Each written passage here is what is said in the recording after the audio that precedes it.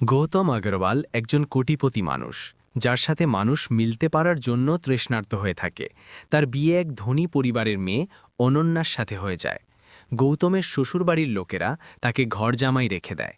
তারা এটা জানত না যে গৌতম কোনো গরিব নয়, বরং একজন কোটিপতি মানুষ। তারা তাকে ঘরের জামাই নয়, বরং ঘরের চাকর বলে মনে করত। অনন্যা ছিল অত্যন্ত বদমেজাজি এবং অহংকারী মেয়ে। সে গৌতমকে তার কাছে আসতেও দিত না। তাকে ভালোবাসার পরিবর্তে তার থেকে ঝাড়ু পোছা করাতো এবং এমনকি টয়লেটও পরিষ্কার করাতো।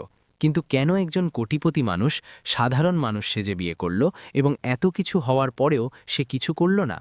আপনার মনেও নিশ্চয়ই এই প্রশ্নই ঘটছে। তাহলে চলুন ভিডিওটি শুরু থেকে বুঝে নিই।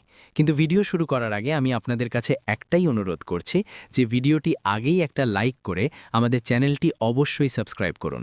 পরে আপনি এই রোমাঞ্চে ভরা ভিডিওর আবেগে হারিয়ে যাবেন এবং লাইক সাবস্ক্রাইব করতে ভুলে যাবেন, যার জন্য